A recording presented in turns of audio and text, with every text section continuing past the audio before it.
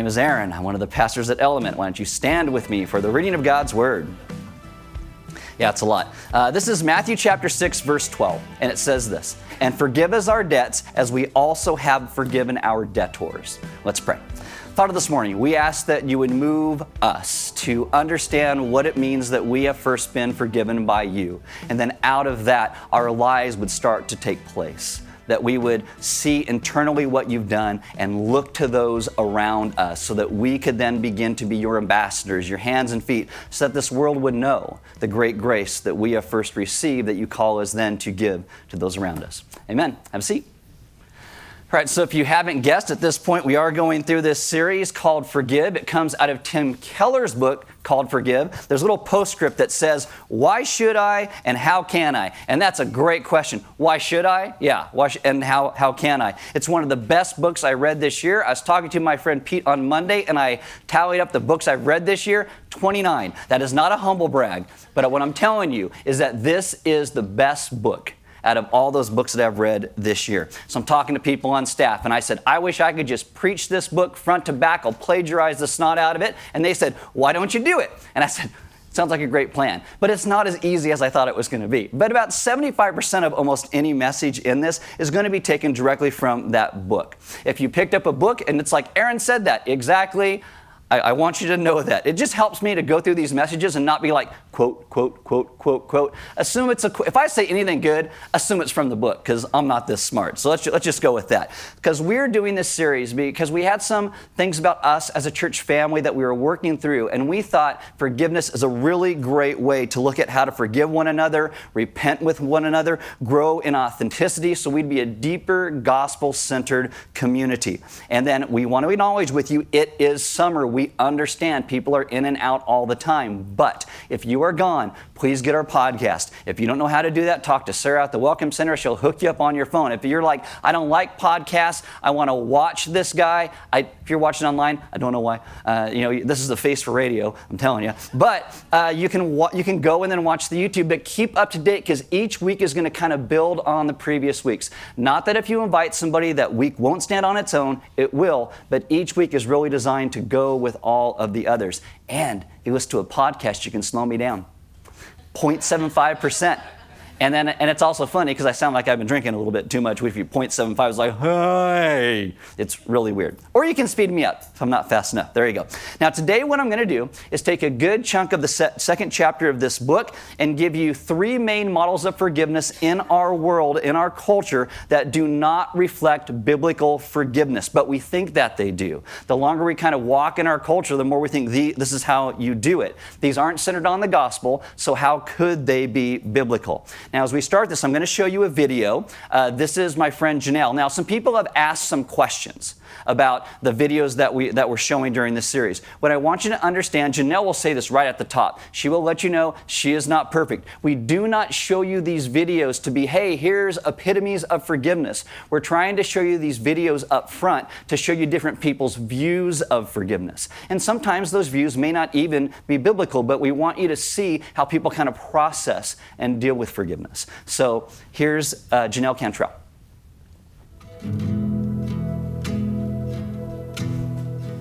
Hi, I'm Janelle Cantrell.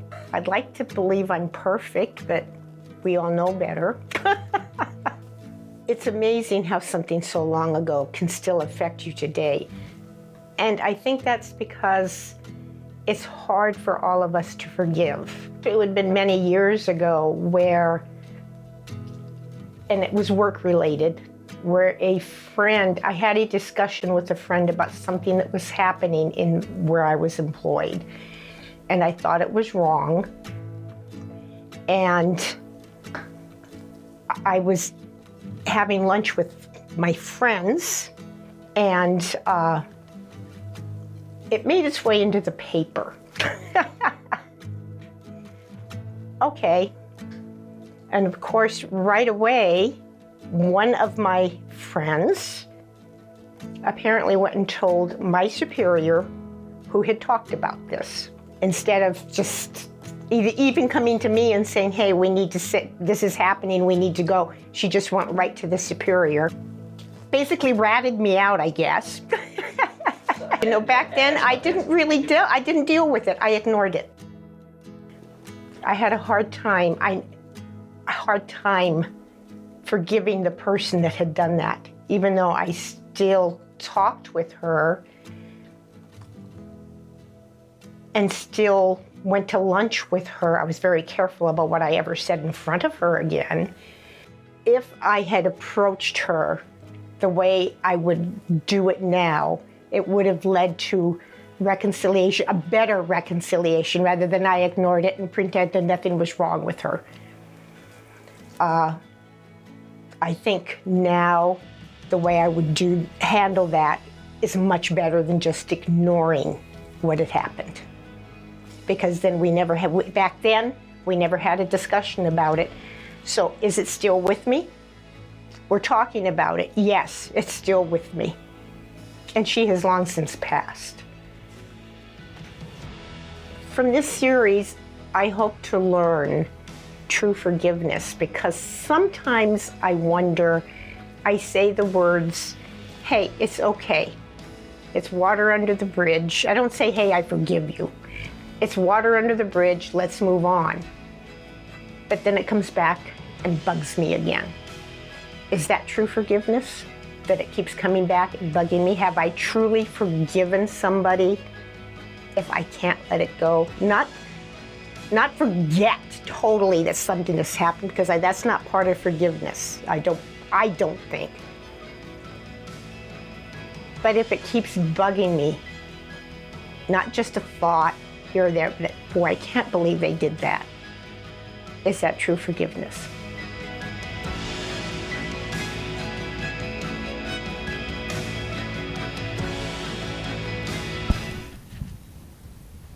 Yeah?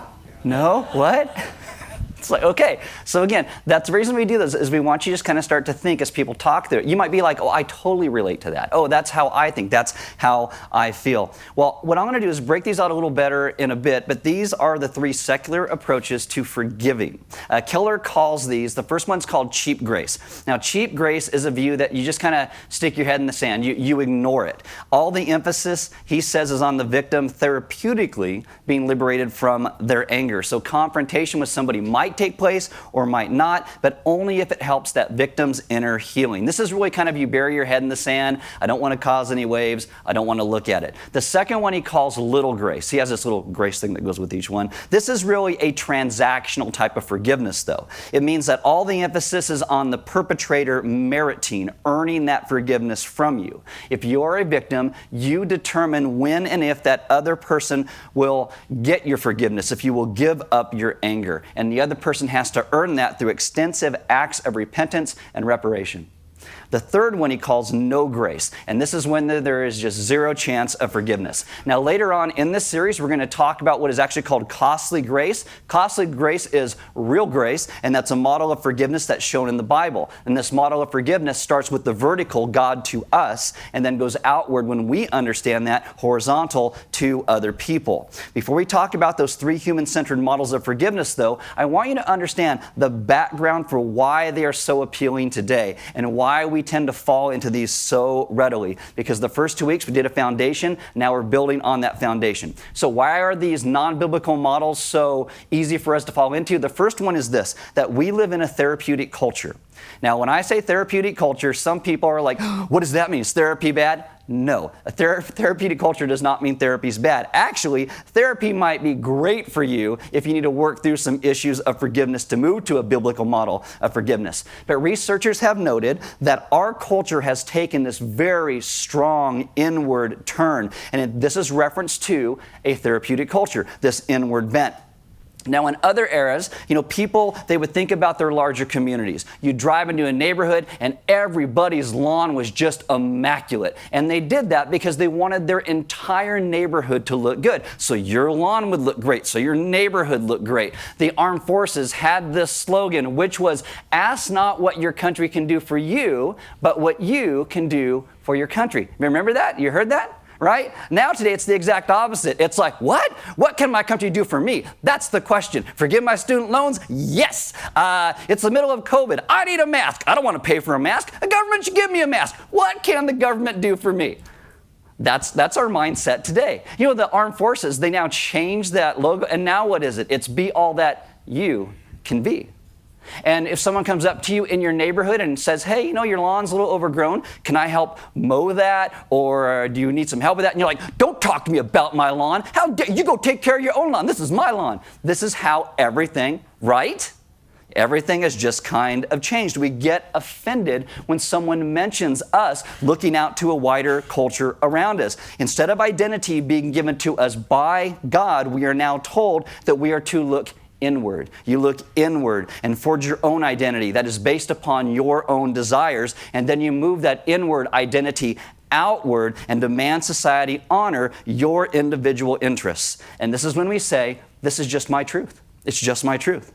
While many things in modern therapy can actually be good, Keller in the book notes that many modern pioneers of modern therapy defended individuals against these outward influences that they said would put guilt-producing standards on their patients. So take Sigmund Freud, okay? He is a polarizing figure when he was around and even today. For some reason, there's a lot of people who think every therapist loves Sigmund Freud, and a lot of therapists do not like Sigmund Freud at all. But Freud took this approach. He deconstructed any moral norms and beliefs that created any type of anxiety, any type of guilt, any type of shame. And today, in many places, the result is that our own individual authenticity means being free from any standard that we did not choose for ourselves. In the book Forgive, it quotes this actress who has a global following, and she tells her fans, question everything. Look for your own truth. Ask, what do I need today? And then go and get it. Isn't that empowering? Well, maybe. What if her fans disagree with her? Then she would say, yeah, what I say is going to trump what you want. The whole emphasis is on the individual moving away from any obligation to a community in order to pursue personal aspirations, personal desires. But we have to understand, is true forgiveness, it only happens in community. That's where it happens. Greg Jones says the church has been taken captive by this inward bent. He says the greatest reason we have an impoverished understanding of the practices of forgiveness is that in modern culture, if all that matters is individual autonomy, then forgiveness and reconciliation, which are designed to foster and maintain community, are of little importance. Right? If it's just about you, why forgive anybody? If you shouldn't have to do that. Jones says forgiveness is typically discouraged because it imposes a burden on the person doing the forgiving. And you know what? He's right. It does. Many Christians have now bought into this mentality when the exact opposite was meant to be our witness in the world. John 13:35, Jesus will say, they will know that you are my disciples by how you love one another. The church Christians are meant to be a foretaste of a future world where love and community take place under the lordship of Jesus Christ. That is who we're supposed to be. Yeah, we sin now. Yes, we break relationship now. But through God's Spirit working in us, we have the ability to realize there will be healing. There is a hopeful future that we get to be a part of because our God is reconciled first to us. And our practice of forgiveness and reconciliation now speaks to that coming day because of the work that Jesus himself did. Keller laments this. He says, the resources for healing relationships and strengthening community are being eliminated by therapeutic culture. Now, the second reason why these non-biblical ideas of forgiveness become so appealing is that we live in this new shame and honor culture. It's really kind of a new type of religion. Bradley Campbell, Jason Manning, they wrote a book that talks about how Western culture has shifted away from being a truly honor culture like much of the rest of the world to what we call a dignity culture with this inward bent.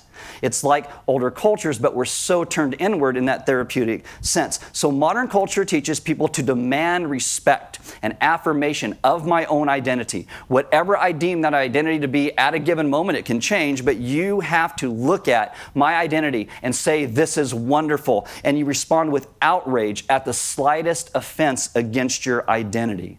Now, this happened in older cultures as well. And the difference today, though, is now we have social media. And the loudest voices on social media go out and they just start proclaiming, look what people have done to me. The loudest voices on social media today assign greater honor and virtue to people who they think have been victimized by those in power. And the further down the social ladder that somebody is, and they determine what the social ladder actually is, the greater honor then becomes possible. Campbell and Manning's critique is that this new reverse honor culture that we now call cancel culture doesn't value strength. It values victimhood.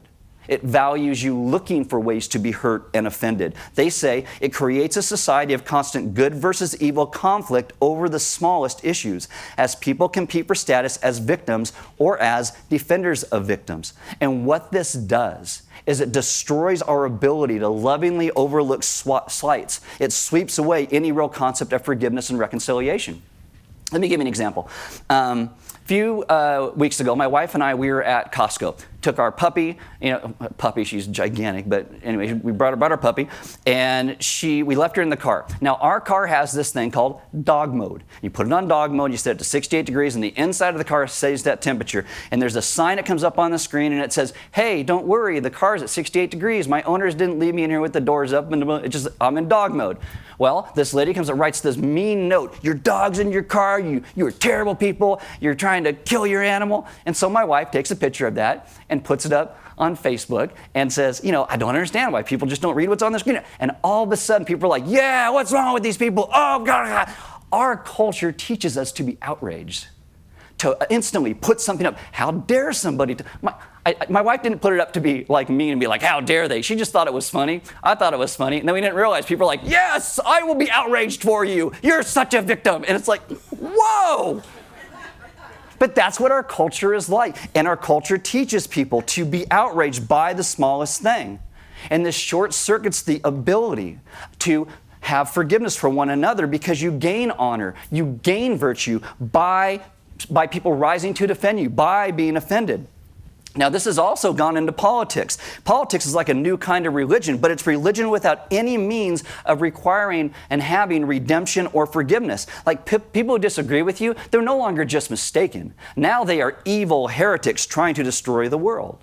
And when we live this way, people become empty and isolated, and it leads to social fragmentation. Forgiveness was meant to bring people back together.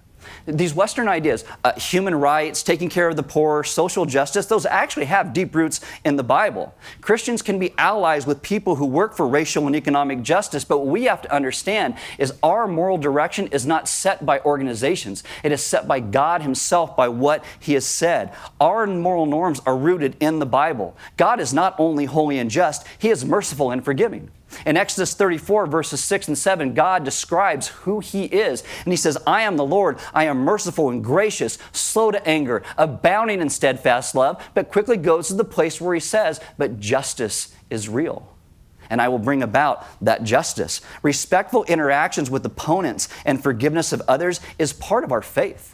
It's how we should be able to come together with one another. But these traits are not part of this modern shame and honor culture. Today, deviations from any social norms is unforgivable, and social media just accelerates that movement towards a graceless culture. Alan Jacob writes this, the great moral crisis of our time is not, as many of my fellow Christians believe, sexual licentiousness, but rather vindictiveness. A culture without Christ isn't less moralistic. It's typically more. Their morals just change. And you have a huge set today of modern-day Pharisees holding to different type of moral interactions that say this is now what you have to do.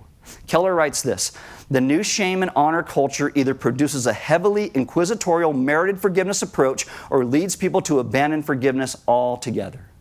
Now, a lot of you might be like, yeah, our culture is terrible. But you got to ask the question, how often do we so easily fall into these type of things?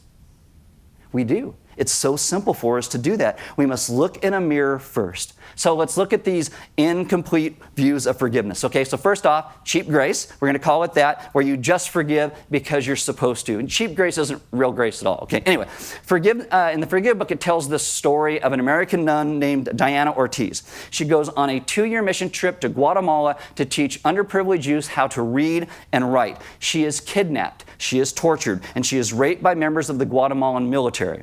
When it is found out that she was not Guatemalan, because apparently if she was, it was okay. No, okay. But her captors released her, and they told her not to tell anyone what had happened, and they said, be a good nun and forgive. That's what you do. But it wasn't just her torturers who told her that. The Guatemalan government officials were embarrassed over it, so they told her the exact same thing. She says this, "I was asked by others, friends as well as strangers, not whether I was receiving any justice from my government, but whether I had forgiven my torturers. They wanted me to forgive so that they could move on. I suppose once I forgave, all would be well for them." She says Christianity, it seemed, was concerned with individual forgiveness, not justice. And that's really sad, because that's a misunderstanding of Christianity. That's a cultural Christianity. Real Christianity is concerned with justice. In many places, churches in particular, abusers know how to manipulate Christian teaching to gain people's silence. Victims are told to let go of their anger, to forgive and forget, because God has forgiven and forgotten your sins, which God has. He has, but God brought about justice in the midst of that. And this sometimes actually compounds people's sense of guilt when they have a hard time forgiving, but that's overlooked. Forgiveness can and has been used against victims of abuse and injustice. I just finished this book by Rachel Den Hollander called What a Girl is Worth. We're going to talk about it later in the series. But in this book, she talks about how this was said in her own church when she was abused. She's like, oh, you should just get over it. You should move on. God forgave you. And it's really, really sad. Sometimes people get stuck in that and they don't know what to do. It's like, oh, I'm supposed to forgive. And if I don't forgive, I'm working against God's will, not that person who hurt me. One person said, the pressure to blindly forgive, particularly within church teaching, can keep people stuck and unsafe. I believe this easy grace can allow abuse to thrive within families and institutions. Now hear me in this. If that is what you've been told, that is not what God calls us to in forgiveness. It is not. Forgiving allows for the pursuit of justice, and it is an injustice when perpetrators are not held to account. Okay, second one, the little grace. This is a transactional type of forgiveness. In Harper's Bazaar, Jennifer Wright wrote that men accused of sexual abuse, she said, forgiveness should not be automatic. She said forgiveness is a way for them to actually hold a little bit of power. She says giving forgiveness out judiciously to those who earn it, that too is a kind of power we deserve. So she writes how an easy forgiveness model doesn't work, but neither does a never forgive model. So she says the model that she likes is make the perpetrators earn forgiveness. Now that's called transactional, a merited type of forgiveness. And a lot of people think, hey, that's a good compromise, right? Between the injustice of the forgive everything and it lets people get away with abuse and the never forgive and the bitterness that comes with that. How about this middle road? When I was talking to Janelle, I said, hey, what would have made that better? Is it transactional? She said, no, she just needed to do this. And I go, that's a transaction. and it's true. A lot of us would be like, I would feel better if this person did this. We make it transactional. Now, it has a lot of critics. One person said, forgiveness is completely overrated and just serves to create power imbalances. This is something that's been said for a really long time. The philosopher Nietzsche said that Christians, kind of mocking them, said, who had not achieved success or power in terms set by culture, they simply invented a new way to feel superior by being more kind and forgiving.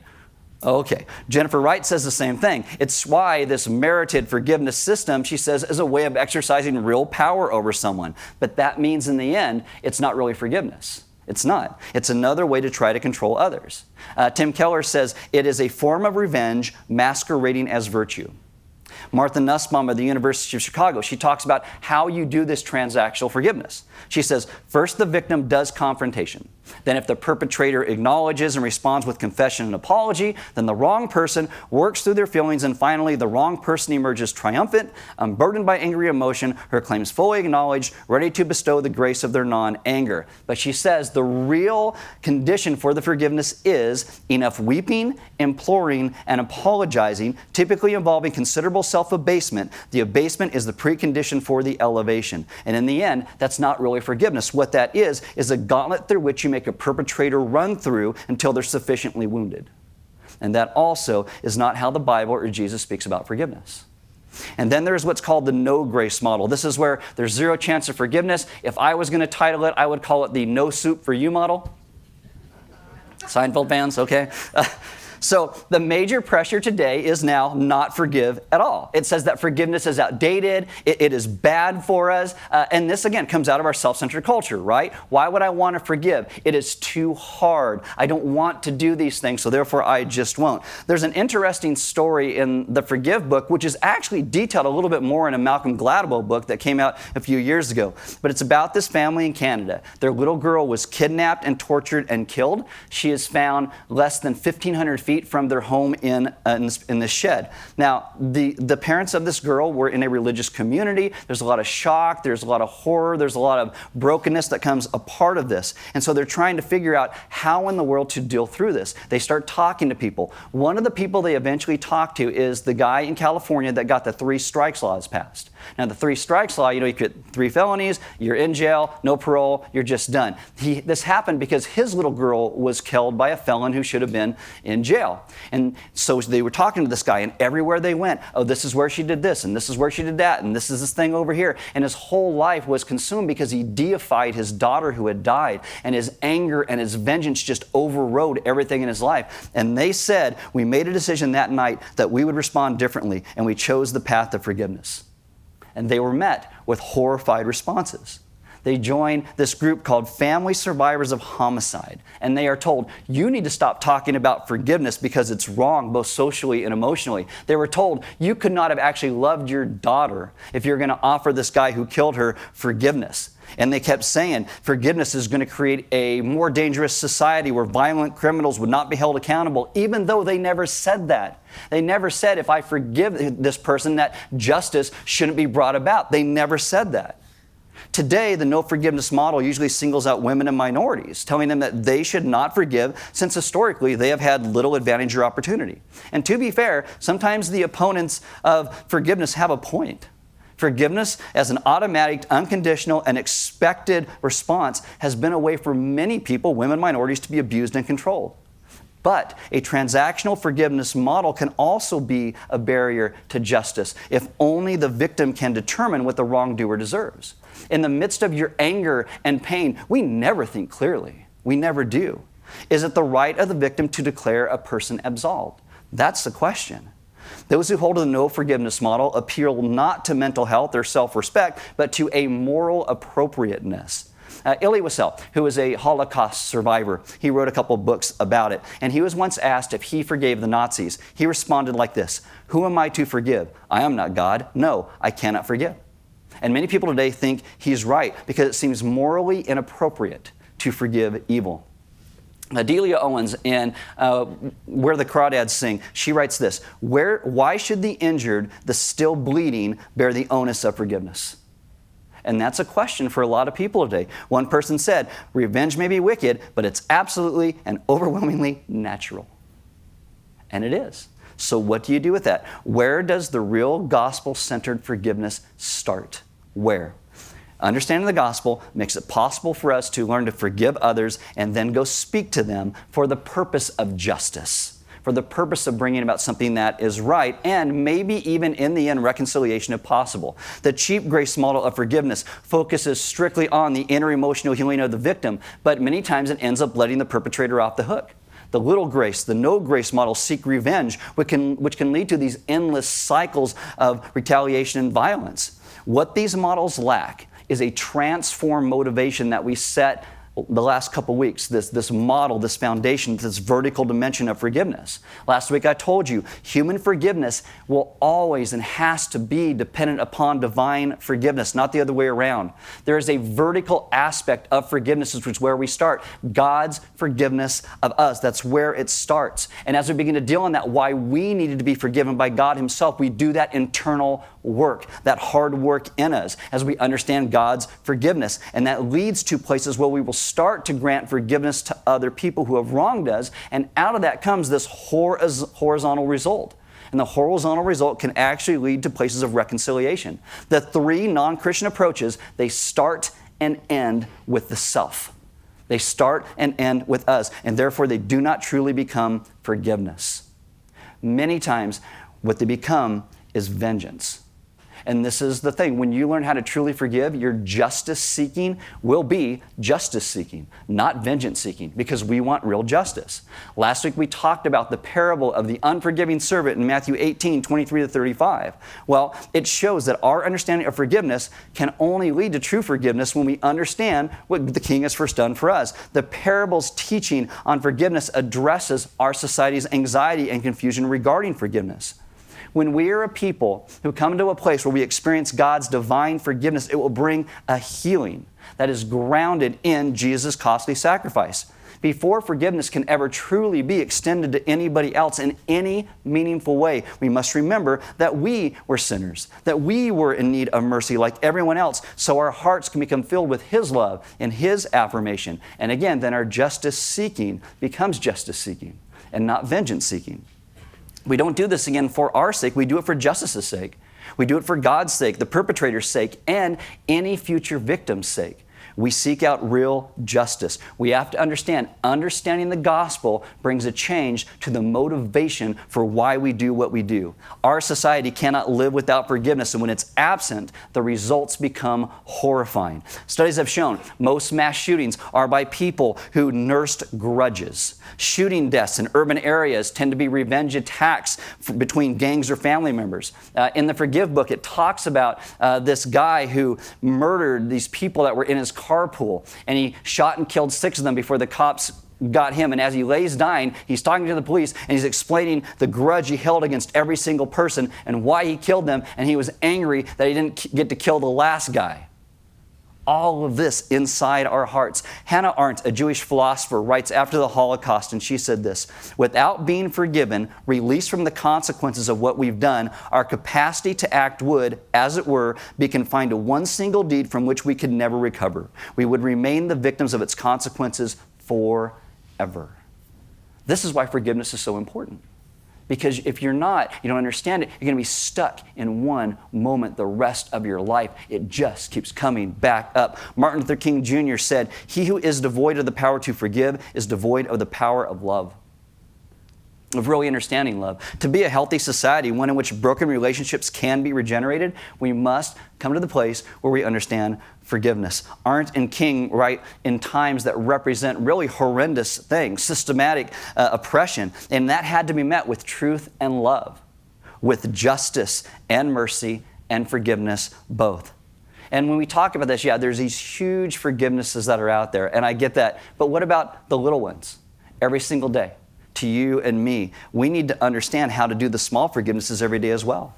Because no one can truly live until we learn the urgent need to how to do this, to how to start with what Christ has first done for us. When you do just forgive silently, because it's not a big deal. I was talking to somebody about this the other week where, when you're married, you irritate each other. Okay? And there are some things, it's like, this isn't a hill I need to die on. Why is this a big deal, right? And there's certain things just like, okay, whatever. But then there's other places where you do need to bring the matter up. And there are other places where you do need to talk about forgiveness, even if the other person is reluctant to admit fault. Guys, we can't love without forgiveness, and we can't live without it either. And if we're going to be saved from ourselves and learn to forgive, we need the resources that God provides in the gospel. Do you understand the gospel gives us 2 prerequisites for a life of forgiveness? The first one is this: it brings us spiritual humility, because we were saved by God Himself, because we needed to be saved. You cannot stay bitter towards someone if you don't feel superior. The only way you stay bitter is when you think you're superior. If you feel that, I would never do anything like that. Those who don't forgive show they have not really accepted the fact of their own sinfulness. The Apostle Paul, in 1 Timothy 1:15, calls himself the chief of sinners. And he's not exaggerating. He is saying he is capable of sin just like the worst criminals in the world. And to remain unforgiving means you remain unaware of your own need for forgiveness. And the second thing the gospel does is it gives us a spiritual wealth, this spiritual assurance. Like, we can begin to be gracious to others because we're not insecure of what God has done. It is God's grace and love that's been given to us. And once we know God's grace and love and forgiveness, there is a limit to how bad anybody could ever hurt us, because our identity is found in Him. See, when you understand the gospel, someone else is not going to be able in the end to touch your real identity, who you are. The more we rejoice in our own forgiveness, the quicker we can be to forgive others. And this is why after that whole 26 weeks, half a year in the book of Galatians, Paul comes down and he says, if I'm going to boast, I'm going to boast in the cross of Jesus Christ in Galatians 6:14. Now, we're going to talk about how forgiveness does not mean letting people off the hook for abuse or crimes. We will talk about that and get to those things. But what it really does mean in the end is the willingness to start to pray for those people who have hurt you, to move to a point where you want their salvation, you want their redemption, because Jesus died and rose for the best and the worst of us. I mean, literally somewhere on this planet is the best person, right? But they're still not Jesus. They're still not perfect. And literally on this planet, there's the worst person. Maybe even in this room, right? And we have to understand that God's grace and forgiveness is given to all of us because every single one of us need it. There is forgiveness, there is restoration, there is hope that comes from what He has done. And it is so easy to fall into these non-biblical modes of forgiveness and what they look like, to be like, yes, this happened to me, I'm angry, I'm going to hold this until this person does this. We have all these different ideas of what that looks like. And yet true forgiveness is found at the cross, in what Christ has first done for us. And only that can translate into real forgiveness for one another. And so today what we do, like we do every week, is we bring you to a place of communion. We don't pass it around the room. It's a response as you begin to understand what God has first done for you. And this is why you break a cracker, like Christ's body was broken for us. And you dip it in the wine or the grape juice as we remember His sacrifice for us to pay for our own forgiveness. That vertical dimension that God has first extended Himself to us. And as we begin to understand that and work that internally, that will begin to work outward in our lives, where we are called to seek justice, but not vengeance. And true justice will only be justice when it's not vengeance. And this is the ways that we start to understand what that looks like. So we invite you to communion today. If you need prayer, you might be in a place today where you have something against somebody else and you are just angry and it is consuming your life and you don't know what to do with it. If you would like somebody to pray with you or talk with you about that, right across the way in the lounge, they'll be there during music, they'll be there right after service. You can grab somebody and talk, and they'd love to pray with you about that. Again, we are doing this series over 11 weeks. And after every week, I tell you this, I am not assuming that you're going to walk out of this room and be like, forgiveness, done, I'm perfect, I got it all together. I'm going to assume by the end of the 11 weeks, if we can just move the needle in your life to understand Christ's forgiveness of you, from 1 to 1.5, and then maybe your forgiveness of others kind of moves because of that as well. This is God draws us to Himself. He grows us. He moves us. Christianity, it is a trip. It is not a destination. And God continues to grow and move us day by day, minute by minute, second by second, as we surrender to His Spirit's work in our lives. And that's what we want this series to do. Move us to understand the gospel better so that we begin to live as a gospel-centered people better. And so I'm not saying by the end of this, if you're not perfect, you just messed up. No, God is still going to continue to move. So let's walk with Him through this journey. Element, as a church, we do not pass a plate for an offering. There's offering boxes on the side walls. You can give online. But just like communion, just like prayer, giving is also a response to what God does in our lives. And that's why we don't pass a plate, because we want God to do a work in you to understand His graciousness and His goodness. And that would in turn make us be a people who respond. And I encourage you to grab those sermon notes. You don't have to take a binder if you don't want one, but grab the sermon notes, kind of walk through those questions of what is, internally, what is God doing in you? What's that vertical dimension? And then how do you begin to live that out? And maybe you're like, I'm not ready to do this. Well, you know what? Okay. Let God continue to do His work in your life as you understand the beauty of His forgiveness of you. Let's pray. Father, this morning, I ask that you would take and move us to be a people who understand better our own forgiveness from you. Then as we begin to understand that forgiveness, it would change our own hearts in such a way that our view of those around us would become more tender. That our view of what real justice is supposed to look like would be real. It wouldn't be something that we set aside because we think, oh, I'm just supposed to forgive and forget. But we could seek justice in a way that isn't vengeance. And even in those tough places, that we would pray for the people who have hurt us and for the people that we have hurt. That in the end, we could all be restored by coming to trust what you have done in our lives. And that we would be able to be a people who walk into this world as ambassadors of yours, speaking of your forgiveness and your grace and your hope and your mercy and your love, which has first been given to us. That we would be changed because of what you have done.